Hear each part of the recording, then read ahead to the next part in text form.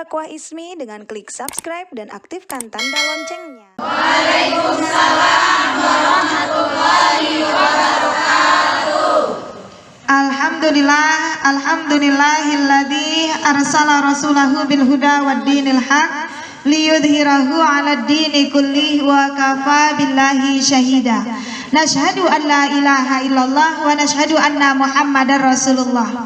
Ibu-ibu yang sore hari ini dipilih oleh Allah untuk disehatkan badannya dan dipilih menjadi pemenang karena yakin urusan rumahnya belum pada kelar, insya Allah. Mudah-mudahan tergantikan dengan amal ibadah karena sore hari ini berkumpul di Mushola Al-Ikhlas, semuanya ikhlas untuk merelakan kepentingan pribadinya demi membuat Allah ridho, Allah puas. Mudah-mudahan Allah akan memberikan bayaran yang memuaskan dunia dan akhirat.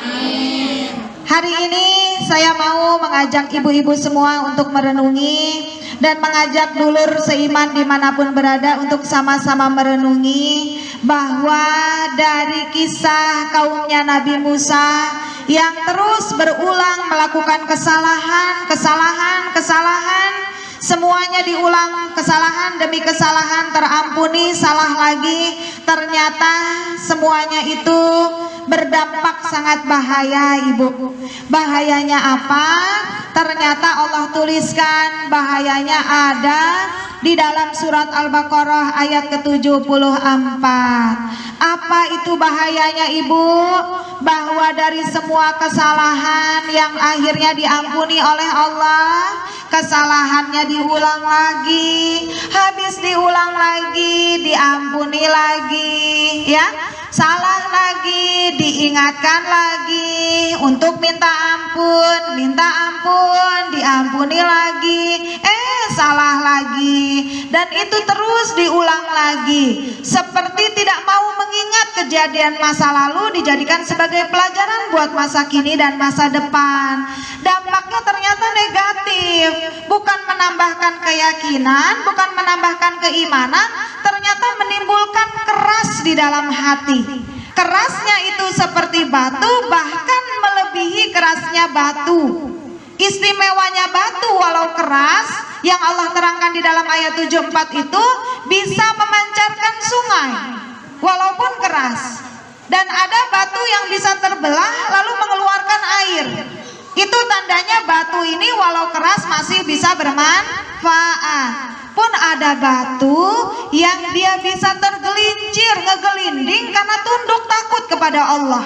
Karena ada di dalam Al-Quran di ayat yang lainnya Allah terangkan, kalau saja Al-Quran itu Allah turunkan kepada gunung, menjadi amanah buat gunung, ibu, gunung itu udah nyungsep, udah sujud tersungkur. Kenapa? Saking istimewanya, saking beratnya Al-Quran. Al-Quran itu bukan cuma bacaan, tapi amanah yang harus kita pegang. Perkataan yang begitu dibaca harus kita praktekkan.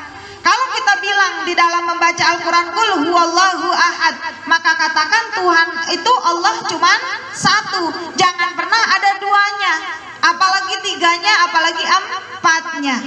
Kalau salah diingatkan, maka perbaiki. Taubat lalu perbaiki. Taubatan nasuha itu kalau sudah taubat tidak akan mengulangi lagi.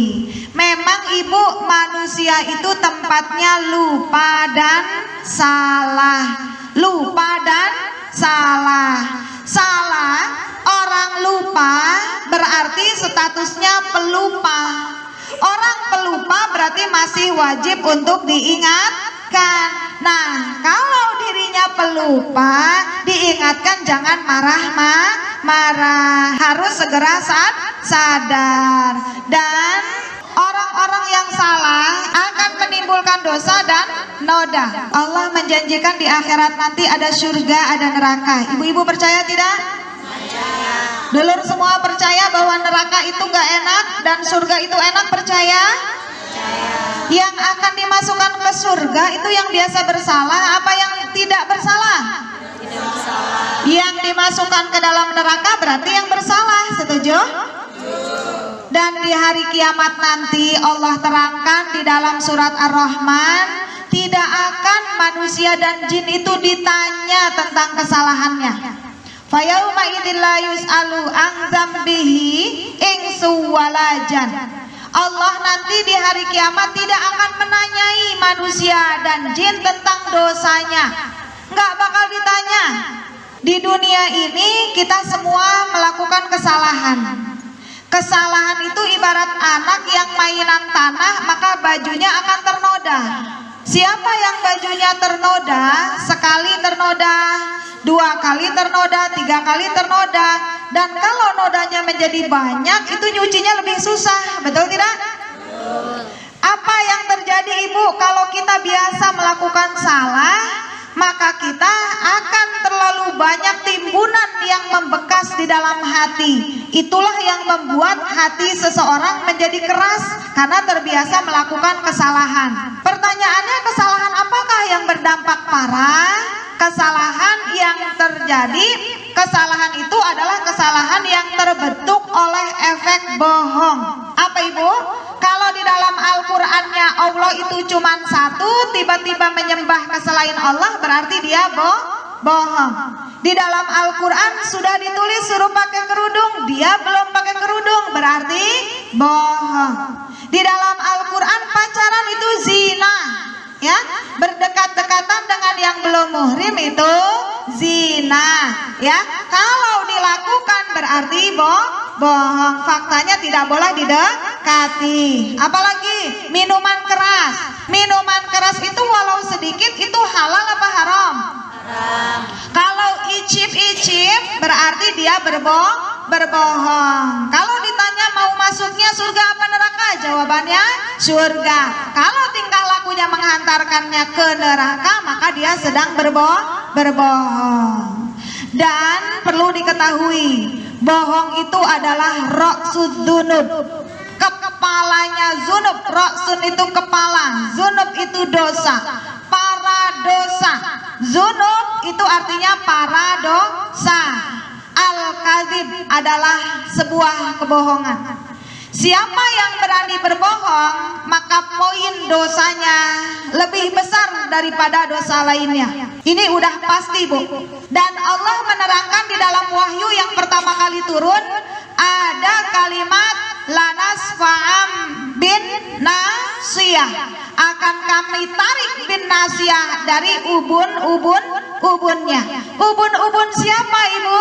Nasiyatin kadzibatin khoti'ah. Ubunnya nasihatin. Siapa? Kadzibatin, orang yang suka berbohong. Bohongnya berulang-ulang. Dari situ dia gelarnya khoti'ah, sering berbuat salah. Siapa yang akan menarik ubun-ubunnya? Malaikat yang bernama Zabaniyah. Dan itu sadisnya luar biasa malaikat ini Ibu. Karena apa? Karena gemes. 30 juz Al-Quran sudah Allah titipkan untuk menjadi pedoman, diabaikan. Bukan dilakukan tapi diabaikan. Berarti itu kebohongan. Nih Bu, ada pengalaman. Dan ini tolong digarisbawahi, ibu-ibu yang di rumah ya, anaknya itu kalau nangis, mama mau es krim, nanti kita beli ya ke Indomaret ya. Bener ya Ma? Iya. Ternyata nggak beli-beli. Udah lupa ini. Suka terjadi seperti itu, betul? Itu tanpa disadari sedang merusak jaringan saraf otak, terutama di ubun-ubun dari anaknya. Dampaknya nanti di sekolah ketika dia dapat ilmu, dia bisa mudah melupakan, seperti dia melupakan janji dibeliin es krim sama ibu. Kalau ilmu matematika yang dilupakan, dikasih ilmu matematika lupa, kasih ilmu IPS lupa, kasih ilmu IPA lupa, kasih ilmu agama lupa, hafalan Al-Quran lupa, maka dampaknya itu sudah jelas merusak di otak anak. Kita ada ibu-ibu yang sama suami biasa bohong. Mah, ngambil kreditan apa? Enggak Pak, padahal ada kreditan. Yang penting pintar-pintar saya ngurus dari uang belanja. Kalimat enggak Pak itu bohong apa jujur? Tapi demi aman biar gak ribut sama suami, betul tidak? Sering dilakukan oleh para ibu-ibu yang tidak tahu bahayanya bohong. Bohong, informasi yang masuk ke telinga itu di-save, disimpan di otak, lalu akan dipandu lidah untuk memberikan jawaban. Kalau otak memberikan jawabannya iya, tapi mulutnya jawabnya enggak, mama hari ini ngambil kreditan enggak, padahal iya di otaknya, betul? Lalu mulutnya jawab enggak, maka nanti otak akan gagal fokus. Otak akan kehilangan rasa percaya dirinya untuk memberikan informasi lagi. Nanti kalau ditanya apa-apa, loadingnya jadi lambat, akhirnya tidak cerdas. Jadi hati-hati, dan sudah diteliti ibu, subhanallah, Nabi Muhammad itu tidak bisa baca, tidak bisa tulis. Yang beliau terima tandanya benar-benar pesan dari Allah. Dulu Nabi Muhammad belum membuktikan ibu bahwa ternyata sekarang kenapa Allah tulis di dalam Al-Quran nasiyah, yang ditarik ubun-ubun, bukan yadun atau bukan rijlun. Kenapa tidak tangan yang ditarik tapi ubun-ubun? Ternyata bu, sekarang sudah dibuktikan bahwa ubun-ubun ini adalah otak sentral penentu orang mau jujur atau bohong. Ini ternyata. Jadi siapa yang pembohong, maka dia otomatis langsung jadi bodoh. Orang tua yang memberi contoh bohong kepada anaknya sedang membentuk kebodohan di otak anaknya.